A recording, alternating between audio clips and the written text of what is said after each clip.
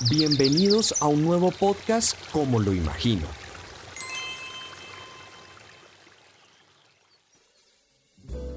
Antes de entrar a la universidad había pues bastante problema y dificultad para yo entrar a estudiar. Yo quería estudiar publicidad, pero mi padre no tenía el dinero suficiente para poderme pagar esa carrera. Esto hizo que yo estuviera 2 años después de que salí del colegio. Estuve 2 años viendo qué hacer para poder entrar. Fue muy frustrante porque pues todos mis amigos entraron, ya ellos hablaban de la universidad, yo seguía hablando del colegio. Bueno, fue una mierda.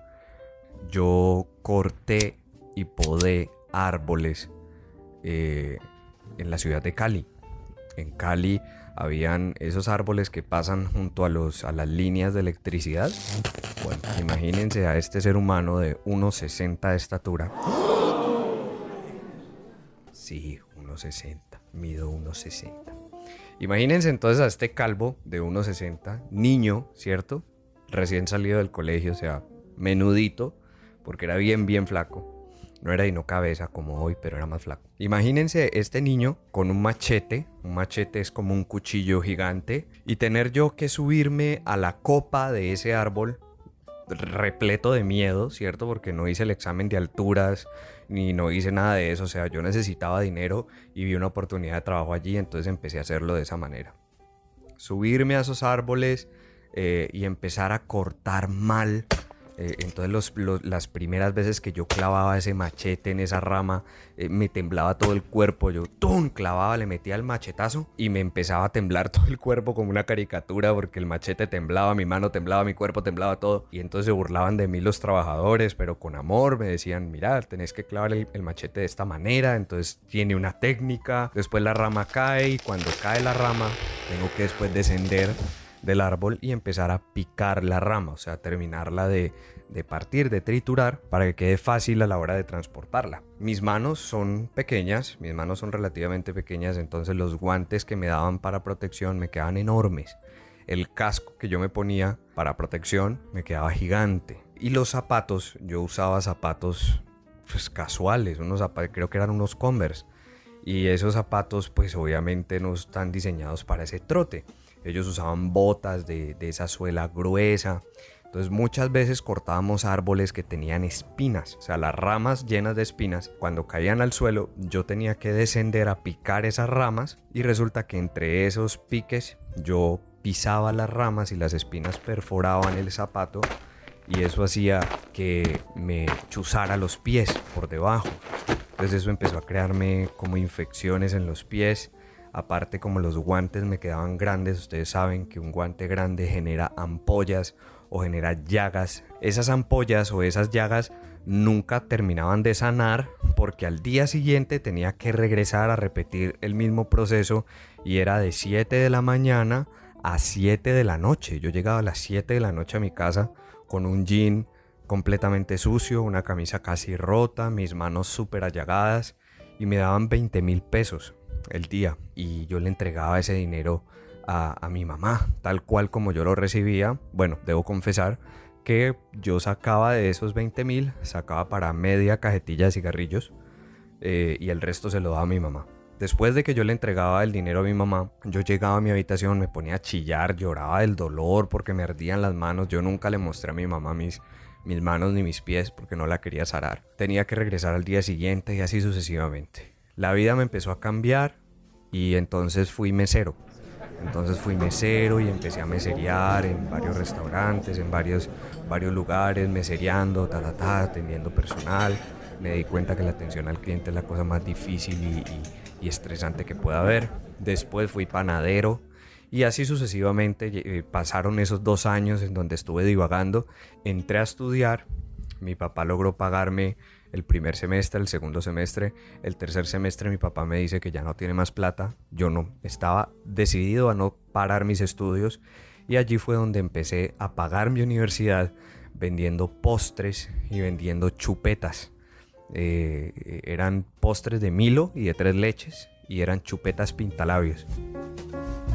Yo considero que las bendiciones de Dios no son cosas materiales, no es dinero, no es trabajo. ¿Por qué les conté lo de la poda y tala de árboles, las llagas en las manos, que fui panadero, que fui mesero, que vendí, que pagué mi universidad vendiendo postres y chupetas? ¿Por qué les cuento esto? Porque si hubiese empezado diciéndoles que las bendiciones de Dios no son el trabajo y el dinero, pues me voy a parecer al típico man que es hijo de papi y mami, que está picho en plata y que está en un multinivel. O sea, no. Y efectivamente, si creemos que las bendiciones de Dios son materiales, pues hermano, Dios se emberracó con los niños de La Guajira. No podemos seguir diciendo de que el resultado de que te vaya bien en la vida es el resultado de que Dios entonces te está bendiciendo. Eso me parece una falacia, me parece un pajazo mental, una mentira, una forma de manipular. Y de hecho sí, se usa mucho este tema en los púlpitos, ¿no? Se habla de, bueno, vamos a pactar para que se derrame bendiciones sobrenaturales sobre ti. Y normalmente cuando se habla de bendiciones, meten el trabajo. La alacena llena, la nevera llena, y no sé qué cosa llena, y la billetera llena. Parce, eso no son bendiciones. ¿Sabe cuándo entendí qué es una bendición? ¿Sabe cuándo lo entendí? Cuando empecé a conocer mi trastorno mental. Cuando empecé a descubrir que la depresión que estoy padeciendo es un tema horrible. Cuando sufrís de este tema de la depresión, hay días en donde vos no querés vivir, men. Yo he tenido momentos en donde he tenido mis propias cosas, mi propio lugar donde vivo, he tenido un montón de, entre comillas, bendiciones, ¿no? Como le llama todo el mundo. Pero estaba anhelando matarme, estaba anhelando morirme y tenía la plata. Entonces empecé a entender que las bendiciones de Dios no eran materiales. Porque yo dije, mierda, pues tengo todo lo que supuestamente Dios le da a alguien que bendice, pero me siento una basura. Entonces yo no quiero estas bendiciones. Lo que usted alcance con su vida, lo que usted logre con su vida, es problema de cada quien. Allí no tiene que ver el creador, no tiene que ver la suerte, no tiene que ver nada. Cada que usted se despierta en la mañana, alguien más ya se despertó antes que usted buscando su sueño, empezando a crear su producto, su propia marca, estudiando, preparándose desde muy temprano y estamos hablando de que estamos teniendo el mismo día. Usted tiene el mismo día que yo tengo y depende de nosotros dos de qué forma podemos aprovecharlo. Aquí no es suerte, aquí no es talento, aquí no es nada. Aquí es cómo estamos nosotros afrontando las mismas oportunidades que tenemos cada uno. Salí del gimnasio hace pocos días y ya venía para la casa. Venía ya rumbo a la casa con mi toallita en el hombro y una botella de agua en la otra mano. Venía caminando a paso lento y entonces estaba yo caminando cuando de una casa sale una señora de por ahí unos 50 años y me dice, joven, y le digo, sí señora, dígame. Entonces me dice, joven, ¿usted puede entrar y ayudarme a parar a mi papá? Yo dije, ¿qué? O sea, yo no entendía. Al lado de ella había una señora de por ahí unos 80 años con un bastón y me dijo, por favor ayúdenos. Entonces yo vi la cosa difícil ahí. Entro a la casa de ella, una casa de abuelitos. O sea, una casa que uno entra y uno sabe que es de abuelito porque es muy clásica, tiene cosas muy clásicas. Entonces entré a ese lugar, no olía a abuelito, olía como a madera, como a roble. Entonces yo les cuento todos estos detalles para que ustedes lo imaginen. Y entonces veo al abuelito acostado en el suelo. No se había caído, estaba tendido en el suelo con una almohadita en la cabeza. Entonces la señora que me llamó, la señora de 50 años, me dice, lo que pasa es que hay veces él logra pararse, pero hoy no puede.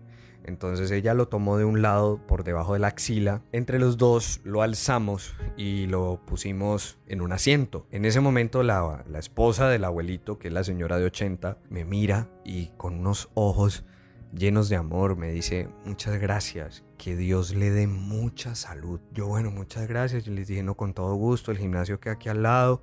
Yo paso por aquí todas las mañanas cuando necesiten algo, con mucho gusto. Y me fui para la casa. Me fui choqueado, impactado. Dije, cagada, porque este señor en su adolescencia o en su juventud o adultez nunca llegó a imaginar que en algún momento alguien que él no conocía tenía que ayudarlo a parar del suelo porque su vejez era muy avanzada y su salud no estaba bien. Empecé a pensar tantas cosas de cómo estamos llevando hoy en día nuestra vida, cómo estamos llevando hoy en día nuestros hábitos. Hay gente que aún fuma cigarrillo, por Dios. Sí, sé que hay que respetar esas maricadas, pero a mí eso me parece tan estúpido. O sea, perdón a quienes fumen, pero realmente te quiero decir, si fumas, parce, qué vicio tan imbécil. A lo bien, me parece un vicio estúpido. No, o sea...